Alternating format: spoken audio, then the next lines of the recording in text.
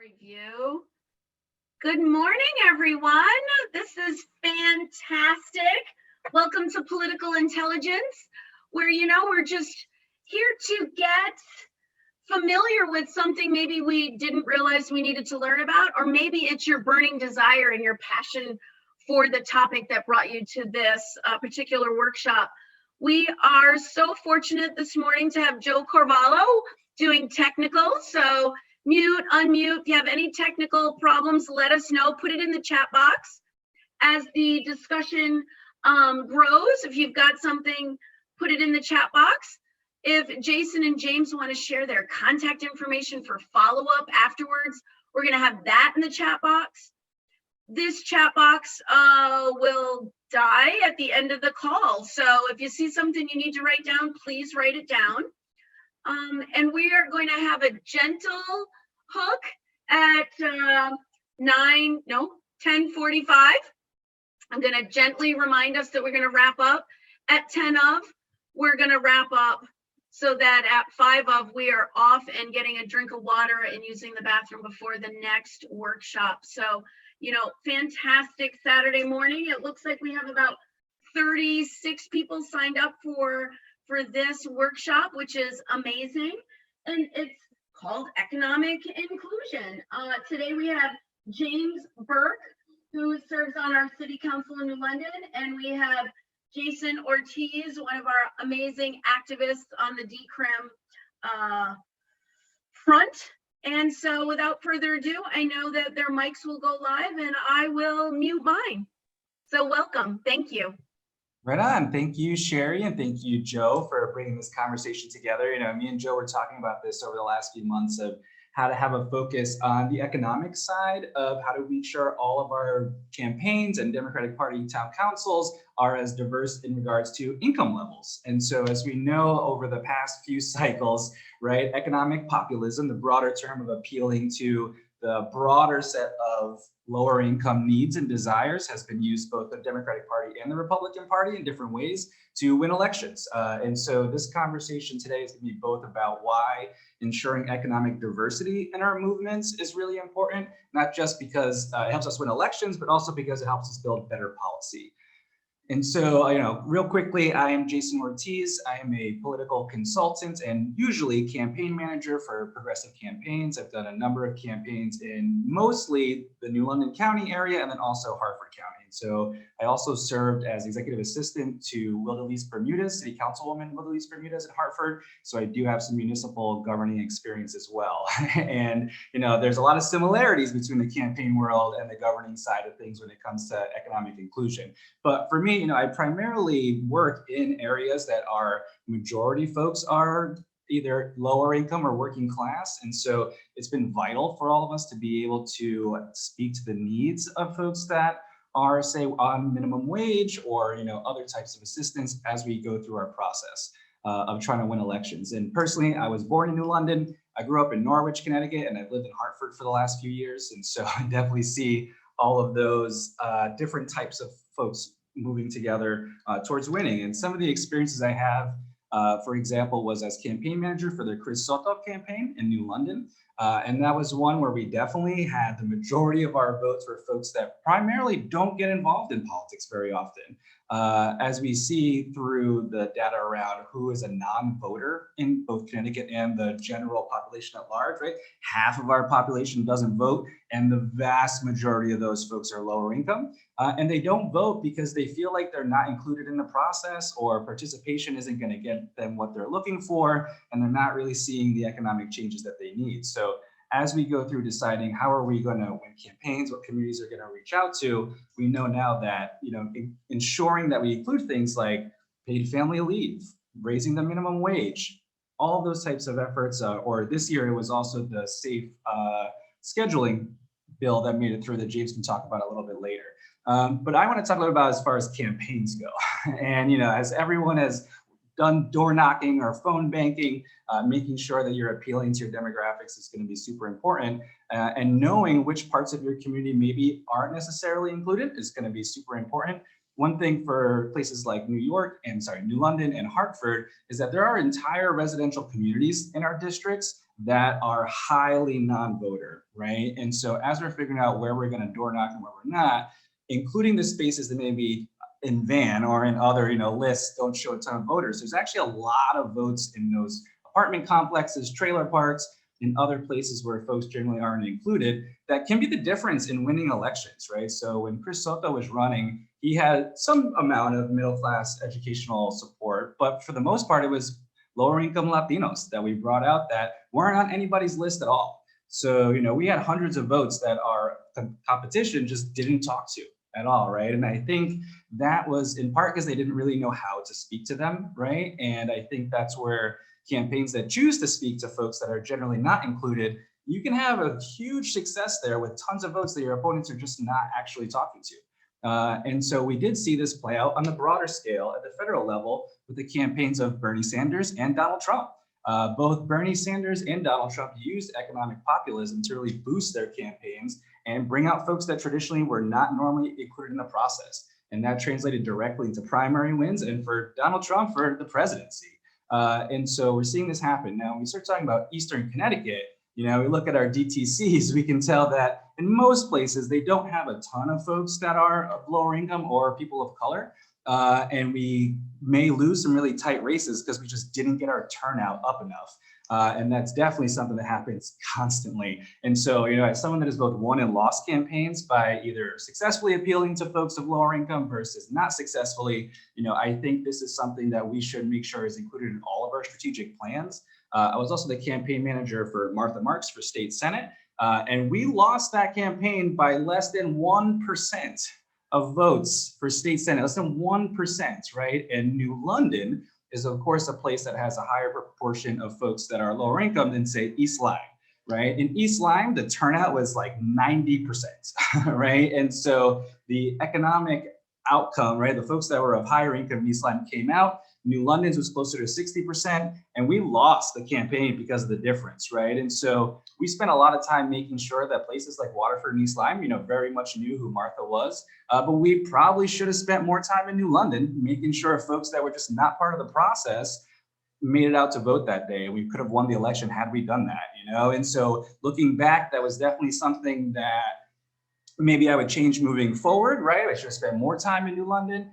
We took them for granted that they were going to come out and vote. And it wasn't so much that they didn't like our candidate, but the political context at the moment, there wasn't a Senate race going on. There was no other higher sort of race that was going to pull folks out. So if we wanted those folks to vote, we had to pull them out. And we did spend a good amount of time towards the end of the campaign on New London, but I definitely think we could have spent more time doing. So I think there are huge pockets of votes, like hundreds, if not thousands of votes that just are left on the table every election. And when it comes to economic populism, I believe that an economic message is how we get those folks out to vote, right? When it's very clearly things like raising the minimum wage, providing healthcare for seniors, really financial situations that folks are dealing with across the political spectrum, it's a winning message, right? It definitely gets folks as feeling like if they come out and support this, they will see a real impact in their pocket, right? And so the flip side of that is that if we don't do it, right, then the Republicans will be able to use less than moral forms of economic populism to turn out their voters, and we will lose those elections. And so I do think that the Democratic Party does really well with certain demographics, especially folks that are college educated. We're really good at explaining the real issues and the policy specifics, but we've been less good at emotionally rallying folks that aren't normally included. Someone that did this successfully and became a congresswoman is Alexandria Ocasio-Cortez. She definitely used the economic populism in her message to unseat a Democrat that was in leadership. And so it's a very powerful tool, right? And speaking to the financial situation of working class people, that's when I think of economic populism, is speaking to the financial situation of working class people and how our policies and our campaigns are going to do more for that community, right? And so that means, of course, then when we're actually passing these laws, we have to make sure we do include them and do get some wins. And here, I think this is actually where Connecticut reps have been pretty good, at least in the last 5 years or so, with the support of the Working Families Party, to really push important policies that are changing the conversation statewide, right? Like our paid family medical leave policy was a big win for us. And I think that does include more people in our process. So now we got to take that at the state level and kind of move it down to the local level, all the way to making sure that our Democratic town committees have folks on it that are of lower income, right? It's going to be much easier and much more effective if the folks that are giving our economically populist message to lower income folks are of that community. That is always going to be true with basically any message in any community we're reaching out to, but it's something of trust, right? It's a matter of trust. Does this person actually understand the message that they're sending this particular movement or this particular community, and making sure that we're able to do that from a place of genuine, authentic understanding, right? And the best way to do that is to have folks part of our leadership, part of our Democratic town committees, running for city council, so that when there is a conversation of who represents the working class, we have folks that can say, I am of the working class, I'm currently on minimum wage, that can speak to those issues and explain the policies in languages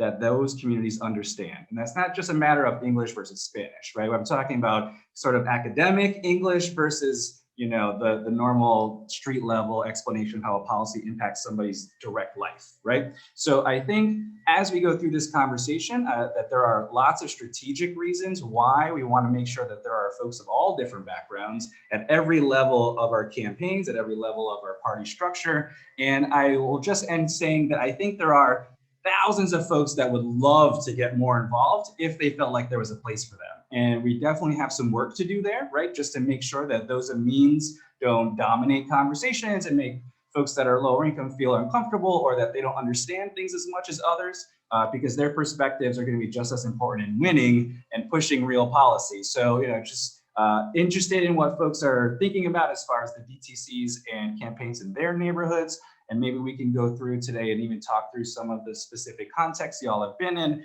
or if there are particular questions on particular policies that you feel like you could use some clarity on how to best message those policies to communities that are of lower income.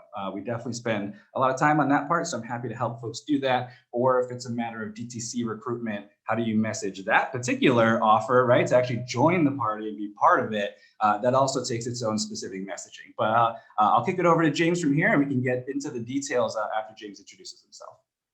Cool. Well, thank you so much, Jason. Wow, you covered so much. I'll try to find some things that you didn't touch on. But again, just want to thank Sherry and Joe. Great to be here. James Burke, he, him. I sit on the New London City Council. Got elected in 2019. Before that, I did some campaign work, often working as a field director under Jason's fearless campaign manager leadership. But then I also was a campaign manager for our state rep, Anthony Nolan here, when he won in a special election and then reelected last year. So when I just, thinking about the name of this section, economic inclusion, I think Jason covered everything really, really wonderfully from the campaign side. So I just want to kind of, touch on some additional points, from the perspective as an elected official. That's something that, was really important to me when I ran and was knocking on doors and talking to people in our community. Because, as Jason mentioned, we made a point to, you target your super voters in Van, and you're, 2 out of 3 municipal partisans scored this. But, we also made attempts to, talk to presidential year only voters, talk to non-voters, talk to a lot of people who, for various different reasons, economics definitely being one of them, hadn't really entered the system before. And, part of one way that I like to categorize that is that bad behavior by the campaigns instills bad behavior by the voters.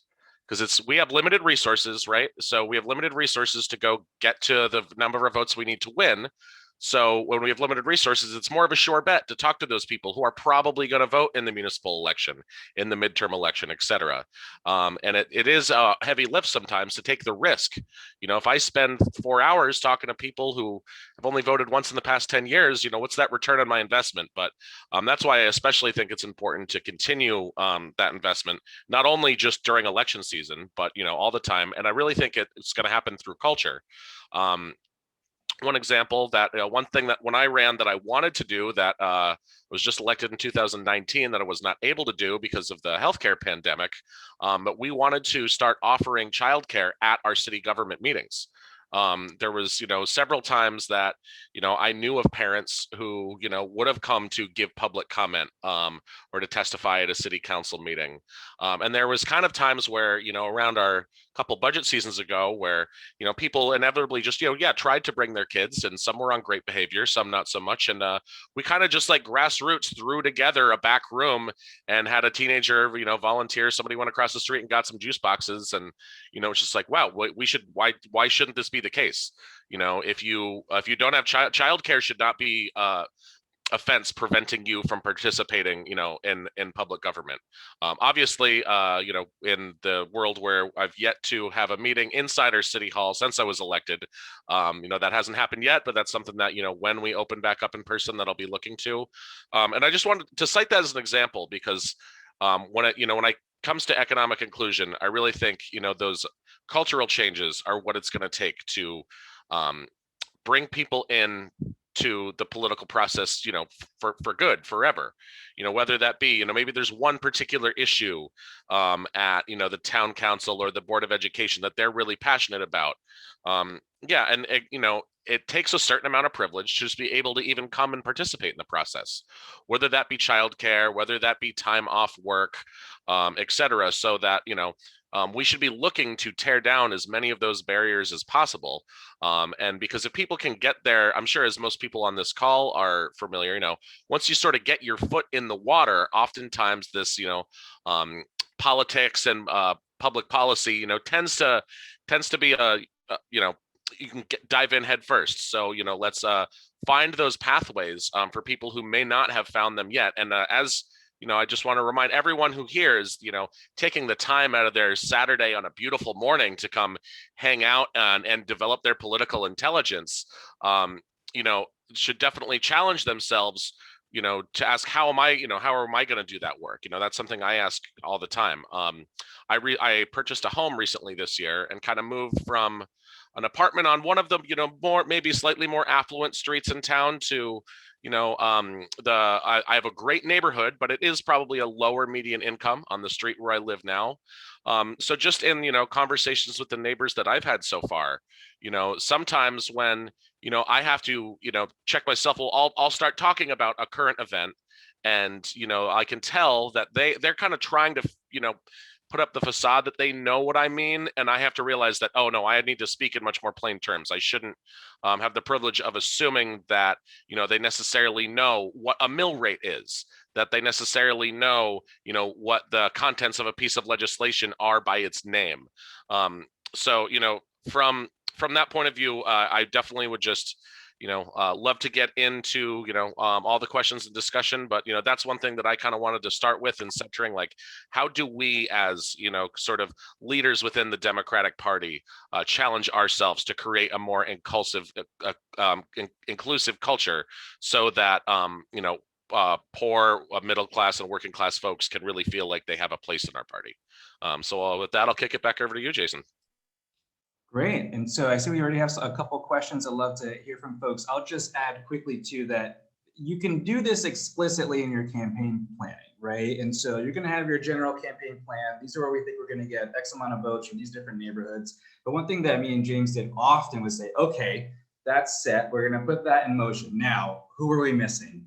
Right? Where can we find extra votes? And so if you look in Van, you might be able to see that, say, a trailer park or a housing project has very few voters, right, as far as concentration goes. So a typical Van, search, you probably wouldn't knock that. So we might say, we're going to take a Saturday specifically to knock every door, right, in a place that we didn't think was going to be a high concentration of voters. So especially like in a place like New London or Hartford, I know many of those are all Latinos in those areas and just maybe never registered or registered in a different town, which is another very likely situation. And so just thinking that, 10% of our door knock days or one weekend out of the month or however you think makes sense that we're going to specifically go door knock places we wouldn't is a good start. You'll be able to hear from folks, as James said, of how they talk about things.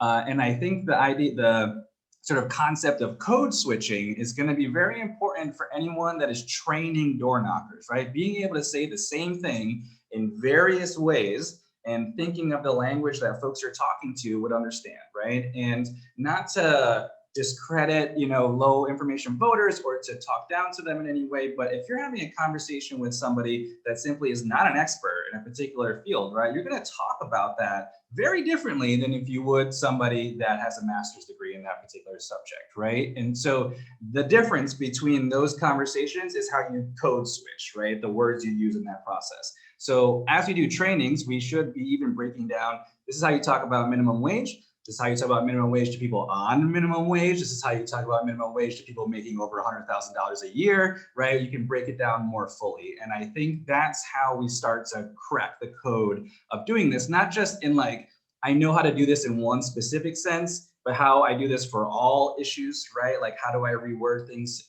for whatever specific conversation I'm having? Because especially when it comes to door knocking and phone banking, you're having a one-on-one conversation generally with limited information about the person, right? You know where they live, maybe their voting history, but you probably don't know necessarily how much they understand a particular issue. So when we're doing door knocking, it's important to ask questions, right? To get that information of where they stand. There's really, sort of simple leading questions that help you figure out somebody's background, right? That can then inform your decision of how you want to talk about it, right? So I think in those communities, it's even more important to lead with questions, right? And asking them about how they feel about things than necessarily just pushing your candidate or that particular issue. Because they, as James said, may nod, right? And smile and say, yeah, great, thank you. And then have no idea what you just said, right? And it can be very intimidating, right? If somebody asked me about quantum physics, right? And I didn't want to look like I had no idea, I'd probably, yeah, sure, quantum physics, absolutely, right? But I have no idea what the details of that are, right? And that's the same way some folks would look at the political process, right? That they are so detached from it, it sounds like quantum physics to them. And things like mill rates and zoning requirements, right? And like all of these other things that a renter doesn't really have to deal with. That's something to really think about. Most of the low-income folks, I wouldn't say most, but there's a huge percentage, right, that are renters. And so the local homeowner issues simply don't apply as much, right? And so learning how we talk to renters is going to be a very important thing, especially because we're mostly very transient and maybe weren't in the community that long. So even long-standing issues they may not be aware of, right? Someone that just moved to New London has no idea about this peer deal, right? Or what any of that means, but it's hugely impactful, right? And so being able to translate our language into various types of economic languages, I think is going to be super important. But yeah, I see we have our esteemed state representative, Susan Johnson, has that comment. This is amazing. And thank you so much for the great work that you've been doing to turn the votes out and the communities that you've been working in. So very important. And those communities are very similar to the community I represent. And I've been around quite a while in terms of connecting with the population. I started off in some of the smaller, local jobs as a zoning board of appeals, as a board of assessment appeals. I was on the council. So I was able to connect with other people here and those levels. And, and having done all that, working at legal services on healthcare issues, doing all those different types of things, nevertheless, the community I represent, the communities you have been working in, you don't get to see the differences between our communities and say Simsbury or Greenwich or some of the things that are going on in Woodbridge or Woodbury. They are very, very different. And when I got to the Capitol, I go, oh, and then I come back here and I say, this is, we have a system and within my own district that kind of rips people apart. So it, with having a designated area for police in the Willimantic Service District instead of a townwide police department that most everyone else has. So I just wanted to chime in just on the idea of the difference, because I think that sometimes if we know the local, but we don't see the whole state, then that it's somehow, I think, in how we communicate, where we are in our different communities and why we're where we are, and how we have to connect with our reps and our senators to try and get those messages through so that people really understand as local leaders how to make the changes. And so a couple of things I just want to mention I think will help. One is the getting rid of the prison gerrymandering, which should add the more votes in different districts where people lost folks. Certainly getting rid of the, if we are able to this time, change the laws for people who have been arrested for marijuana, getting those people to get rid of their records.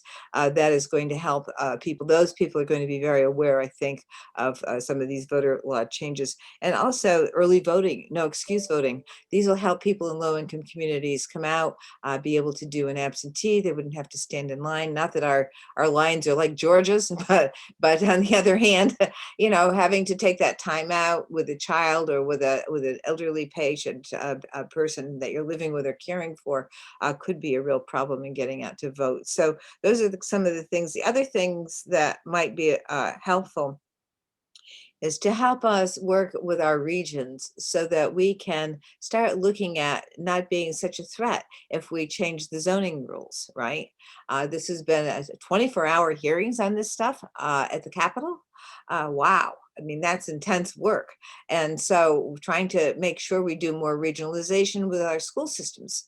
Many of the rural areas and suburban areas have lost population, yet we have space in areas that are more densely populated, and they have more opportunities to provide more access to different types of educational opportunities. So you want to be able to make sure the students get integrated into the more urban areas, and that they also have these things that they might not be able to get in a less populated area. I think that the magnet school systems did that. And so you can see that the magnets work. I have a magnet school, 2 magnet schools in my district.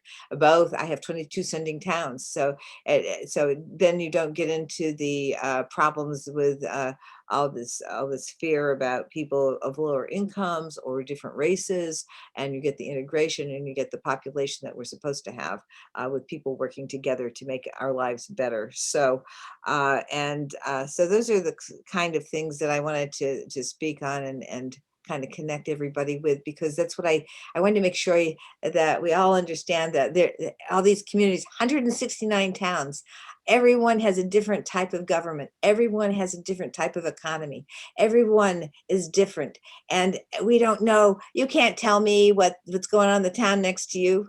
You can't tell me what kind of government they have, what kind of economics they have, what their demographics are. You just don't know.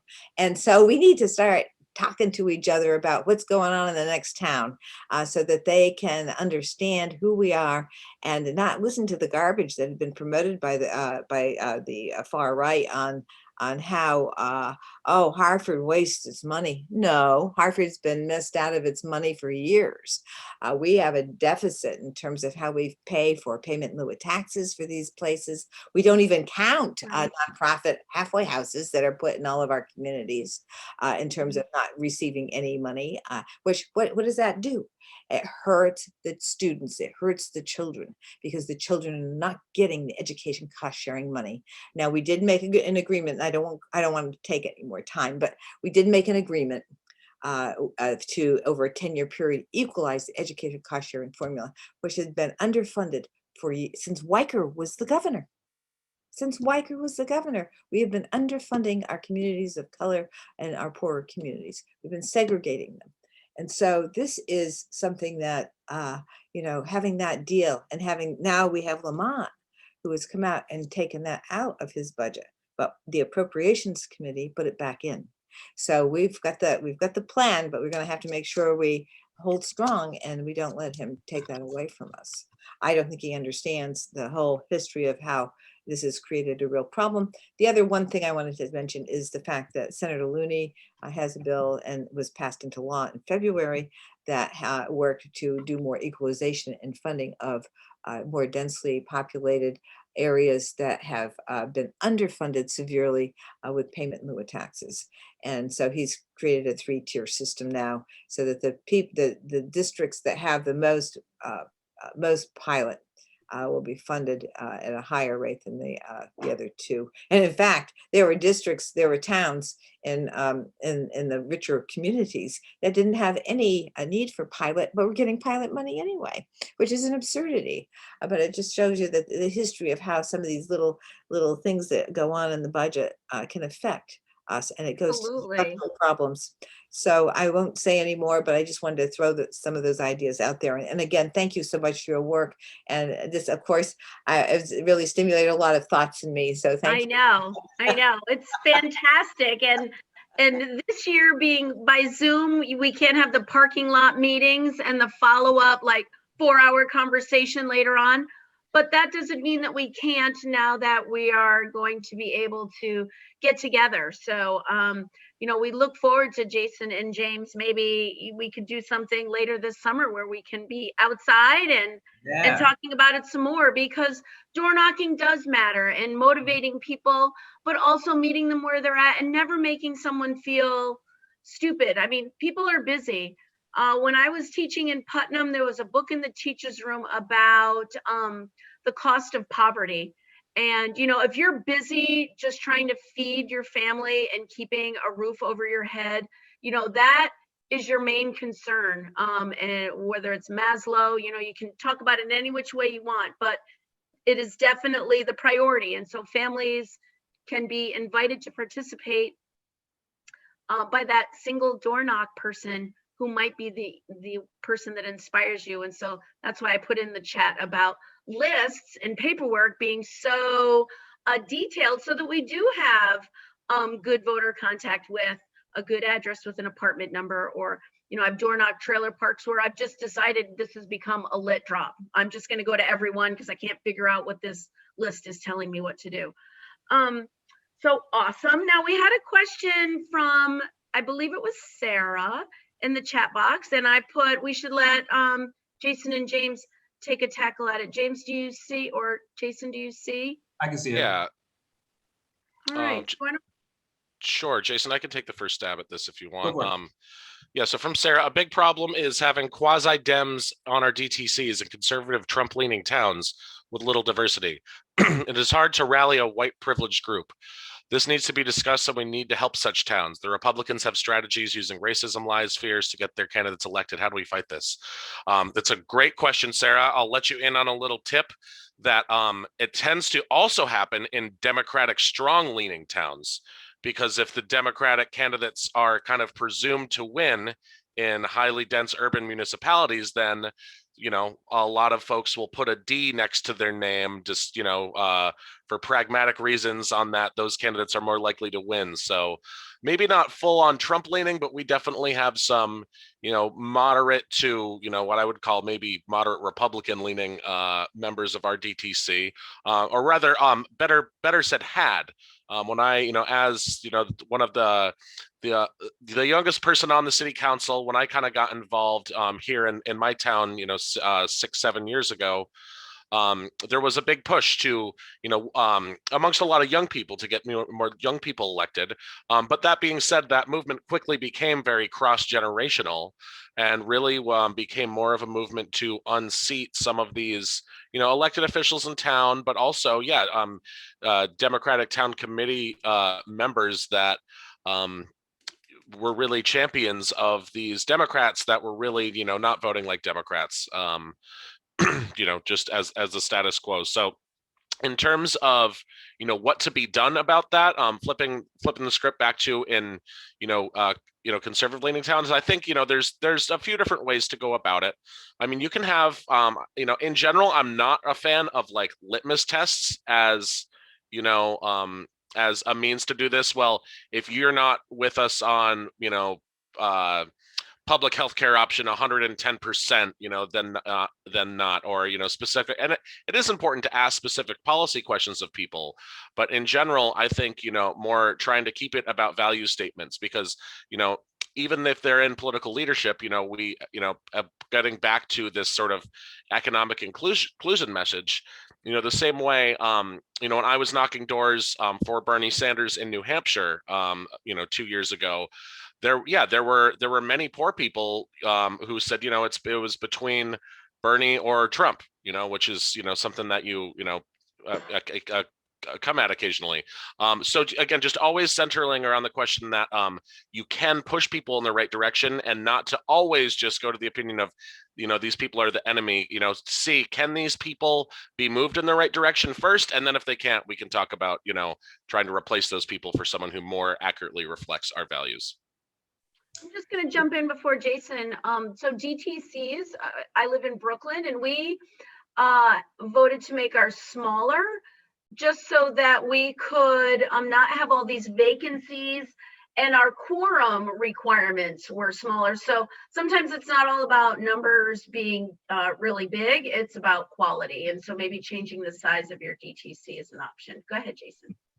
Yeah, and the smaller it is, the more power an individual person, right, has in that. So if somebody is first coming to the DTC and they get outvoted every single time, right, like they're going to be disappointed with that experience. But also, I think it's important to look at diversity, not just in terms of racial diversity, right? Like the most important thing we need to be doing is critically looking at who is in our group and who is left out, right? And I think in very conservative towns, it's a class-based diversity that is in the introduction to why diversity in general is helpful, right? And so that could be sexual orientation, right? It could be folks that are particular religious faiths, right? Do we have any Muslim folks in the area, right? Or any Jewish folks on our GTC, right? And so there are lots of different ways to approach diversity in any one particular community. And I don't think it's effective, nor is it particularly morally correct to force a particular community to stand by the same standard as another, right? Like we want to definitely have values and say, we want to uplift the working class. We want to make sure that everyone is welcomed in our communities. Those kind of things we can talk about. But as somebody that has worked on state Senate campaigns, and I think this is where you get to see a wide range of every district, right? That every state Senate district has really radically different towns underneath it. And I'm somebody that was born in New London. I live in Hartford. My daughter lives with her mom in Voluntown, Connecticut. And I can tell you, if I try to use the approach that I would use in Hartford, in Voluntown, I wouldn't be very effective, right? However, being someone that is of lower income and understands why the appeal to both Trump and Bernie exist in the same person, right? It's still not something I personally hold, right? But I understand folks that are just completely disgusted with the system, right? Like that's where the overlap between those two groups are. And there's lots of, really valid reasons for that anger. And I think when we're talking about a particular town, it's really important to look at the town as its own community and decide who are we leaving out, not how do we do this like Hartford did it, or how do we do this like New London did it, right? And so it could make sense to have a smaller DTC, right? So if you only have 7 seats, right, and you have somebody on there, that's a good amount of leadership for that particular person. So the other thing is I do want to touch on quickly what Representative Johnson brought up about early voting, because I also lived in North Carolina for a few years before coming back to Connecticut, and they had 2 weeks of early voting, which meant as a campaign man, and this is North Carolina in the South, I was like, how is Connecticut behind North Carolina? But the difference between having 2 weekends to mobilize voters to go vote was dramatic, right? All of the different church groups that were much stronger in the South literally marched with each other to the polls, right? That's not something we can do in Connecticut, right? Where someone has mass or something like that, right? And so it's just everything we can do to remove barriers to participation at the DTC level, at the state committee level, in the elections, all of those things are going to help us be more effective. Now, while Voluntown may have a different political process than Hartford does, we do all have to meet at the Capitol when it comes to actually passing policy. And so this is something that in my time working to legalize cannabis, I have to remind my lower income folks that not everyone in the Capitol sees things the way Hartford does, right? And we have to be able to appeal to other folks of how we make a pro working class message appeal to folks in Greenwich or wherever it may be that folks maybe don't understand that. So again, it's a different kind of code switching that is necessary when you're actually pushing a bill, right? That is different than when you're pushing a candidate and trying to win an election, but they are very important that as a broader Democratic Party community, we're able to link those together effectively and have a spot for everybody, right? But I would just recommend against really strong conservative towns, sort of putting them into the litmus test a really progressive town would be. That being said, once you start to have the conversation of why diversity is strategic, you can then open it up to other types of diversity in that conversation. Once somebody agrees that, yes, this is helpful, this is the morally correct way to do things, now what else are we missing, right? And I think that sets the stage for other conversations, right, for other types of intersectionality diversity.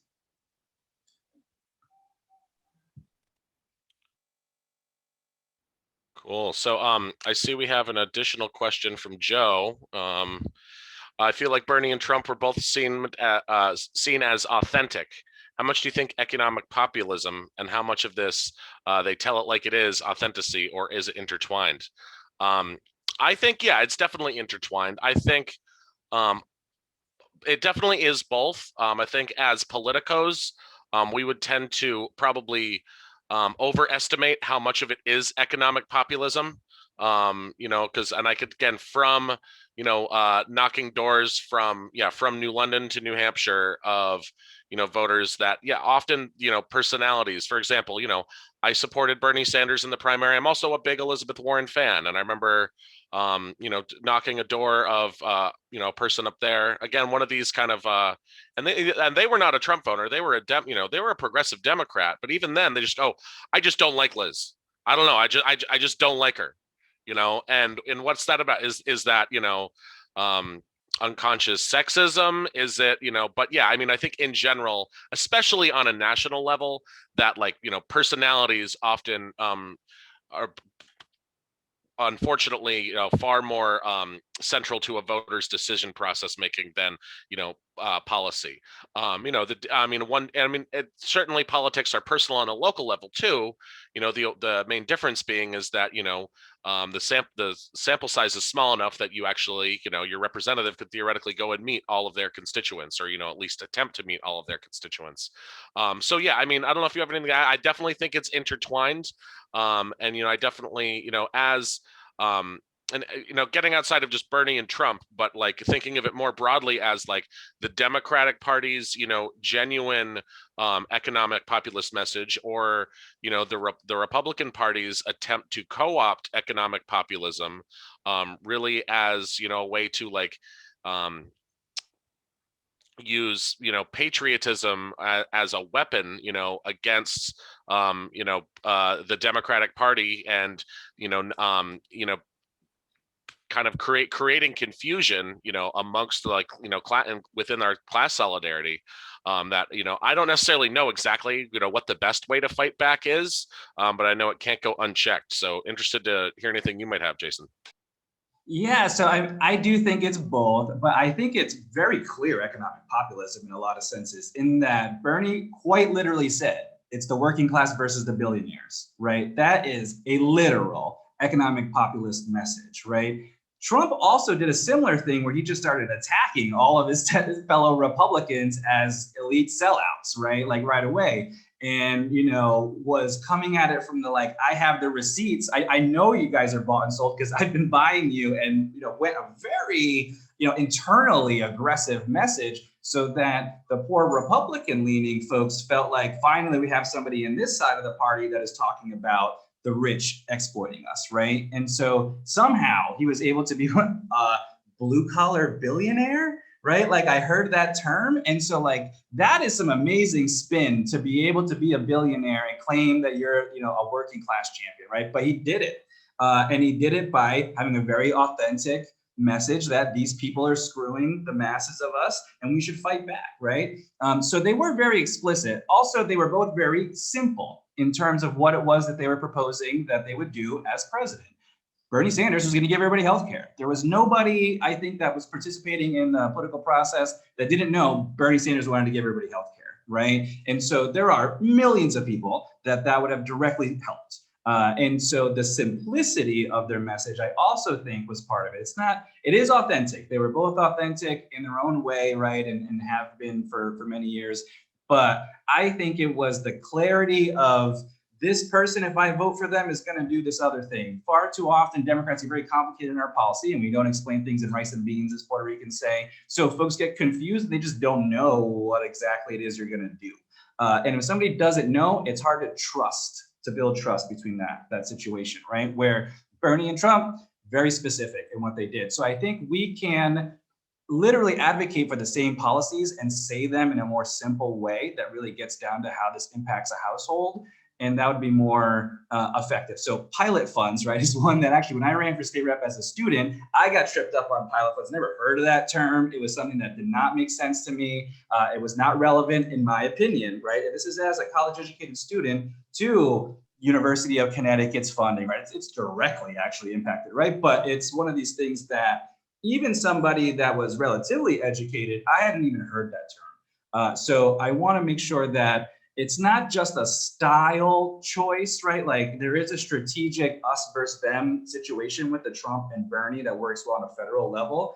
But it is also taking whatever message we have and simplifying it so that anyone, right, a third grader, someone that's never interacted with the political process before, gets the basic, if I support X, we will gain Y, right? I think that's really important.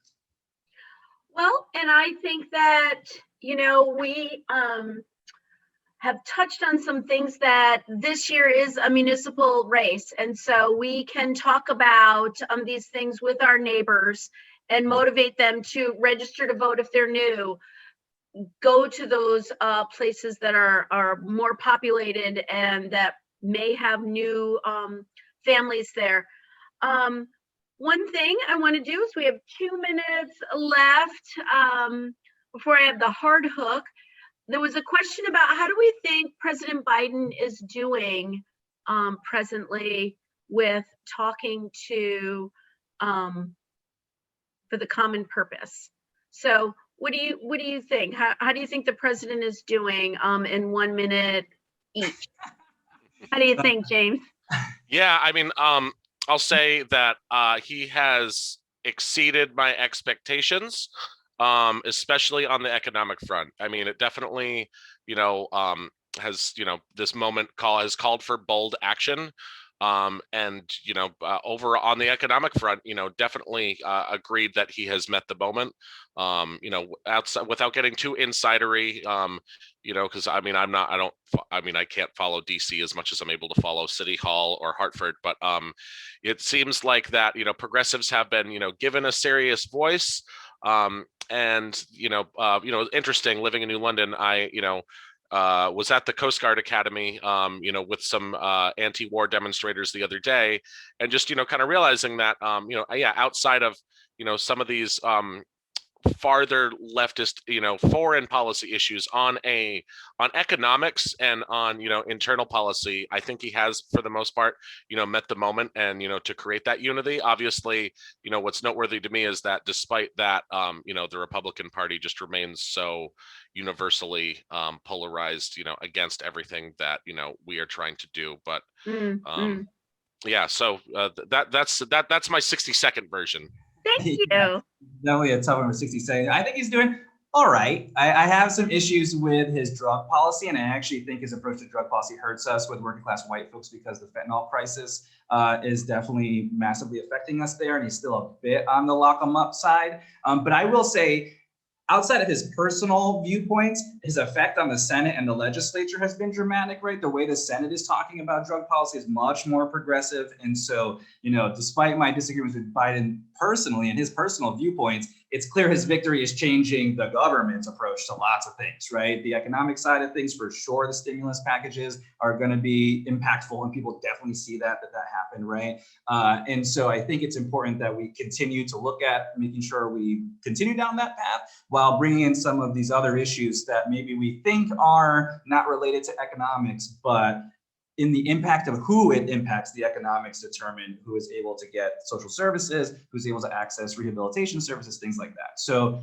so far, not too bad. I'm more excited about what Chuck Schumer is doing as far as cannabis in the Senate. But it's clear that there's now room to work with, where before it felt much more we're just hitting a stone wall and we weren't going to get anywhere. So that is a huge improvement and just bodes well for us to be able to implement some great policies and then win these municipal races. And lastly, I'll say quickly, for the municipal races, is a good time to bring folks on as campaign staff or volunteers, right? Bring people on to participate in the process internally, and that's how you can get your future door knockers, canvassers, and campaign managers that understand how to knock on a door in a housing project, for example. Right. No, exactly. I wanted to ask, because so it's 10 of, we have maybe 4 minutes that we can I wonder how you feel about how Governor Lamont is doing. I heard him on the radio the other day with Stu Leonard of his grocery store chain, and trying to get the necessary workers that he's looking for. I'm just always happy when, workers are going to receive more money, more piece of the pie. So do you have any comments on that we can do for 1 minute each or so? Sure. I'll stick to 60 seconds and be real simple here. I'll start with the tagline of I'm a proud Democrat, proud Democratic Town Committee Secretary. Happy to work so hard to get Governor Lamont elected, but I couldn't be any more disappointed in him at the moment. Effectively killing the public option bill, kind of being wish-washy on his support for the Fair Work Week scheduling bill. And, on Jason's front, the fact that on cannabis legalization that, it's been such a rocky battle and required so much grassroots pressure to get where we are. That at the end of the day, the same way getting back to our topic of economic inclusion, that, I do think that, we all need to show class solidarity to our fellow middle and working class people. I think Ned Lamont has succumbed to class solidarity with his fellow billionaire class at the moment. So I'll leave it at that. Yeah, and I worked for Ned Lamont, making sure he got elected in New London with James, and also was genuinely very concerned about nominating a billionaire and how that affects our ability to message to the working class, right? And Ned Lamont, as an individual aside, right, just someone of wealth like that does not help us say the Democratic Party is the party of the working class. I think that there are just certain aspects of our lives that he doesn't understand the details, and legalization is one of those. I think he thought it was much more of a simple problem than it is. And so his policies were very weak, and we had to get in there and really help him with a lot of the details. So I think, it's important that regardless of who the governor is, that we remain committed to lifting the working class and educating our billionaires in Connecticut about why they're going to need to do that. I would just encourage folks in the future to support working class candidates for all types of offices, right? I hope that the next person that runs for governor has a bit more of a working class background, and we'll see what we can get there in the next round. But, so far he is at least open to having a lot of these conversations. We have to knock the door down a little bit, but we did see in his legalization bill a lot of changes, a lot of progress, after that work. So it's not all sad stories. It's just a bit more of a fight than I think we should be, considering we have all three branches of government. Outstanding. No, I really appreciate that. And yes, we are the grassroots, right? We are the door knockers and the callers and the people that put their names on the ballot. And as you said, we have all three chambers, so it shouldn't be as hard maybe as it's feeling on many, many fronts. I cannot thank you enough for coming today and sharing your expertise, your voices coming together to motivate us to get out and find more voters, because in the end, that's what this is all about. Democracy lives when we participate.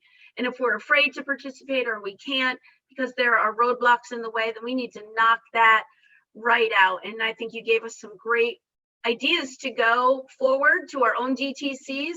And, Quiet Corner Democrats, we work together. If we have 5 or 6 volunteers in each town, then we actually do have to learn about what's important to each town.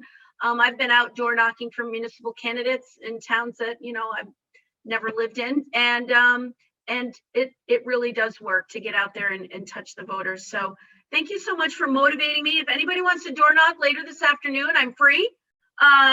Give me a clipboard and a pen and a van list, I'm in. But thank you so much. And we have Representative Susan Johnson, who shared some great information and insight about our beautiful town of Windham. And I went to college at Eastern, so I love Willimantic. I'm there quite a bit to enjoy all that it has to offer. Thank you all so much. Joe Corvallo is our tech person. He's gonna let us all jump off, so you have a few minutes to go to the bathroom, get a drink, and get on your next call. If you are on channel 3, then this is the same phone number. The link works the whole way across. And Dr. Godfrey, who teaches at UCONN about racism, food insecurity, she is a sociologist that puts all of the parts that I care about so much together. When I got off the phone asking her to present, I was like, oh my God, I want her to be my best friend.